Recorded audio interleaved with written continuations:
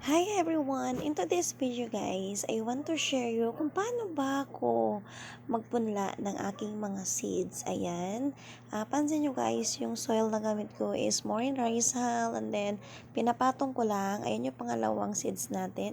Anyway guys, 10 seeds ito, iba-iba siya. Tulad nito, ito ay okra. Ayan. Yan. So, lagyan lang din natin. Ganito lang guys magpunla sa mga first timer. Ganito lang yung gagawin nyo. Gayahin nyo lang ginagawa ko. Yan. Ginamit ko pala seedling bag. Kasi wala ako yung maliit. Meron kasi talagang pinupunlaan. So, wala ako noon. Naisip ko na lang yung seedling bag. Bill paper pala guys. Yung pang-apat natin na seeds. Anyway guys, yung mga binili ko seeds is yung gusto ko lang at yung magagamit lang sa bahay.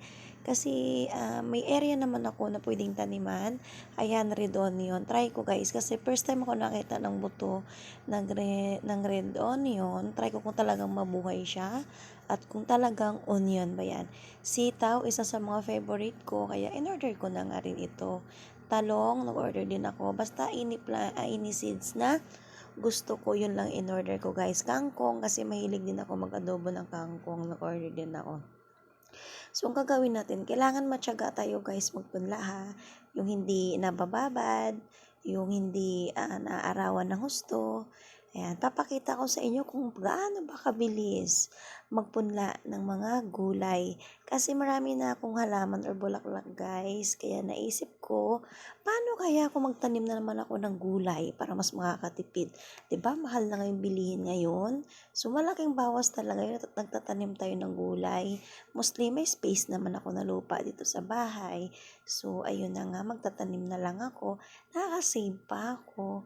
So yun lang gawin. Takpan lagi natin guys ng lupa para hindi siya tutukain ng ibon. So ito na guys, after 5 days, charan!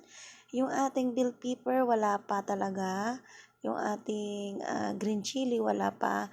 Lettuce, ayan, ang dami na agad. Kitang-kita naman. Sitaw, ayan guys, ang haba na niya. Pwede na siyang ilipat. And then, okra. O, diba? Ganito lang guys, kabilis magpunla. Red onion, finally guys. Oo, nabuhay siya. Pero titingnan ko talaga paglaki ko talagang onion ba. May doubt. And basil, ayan.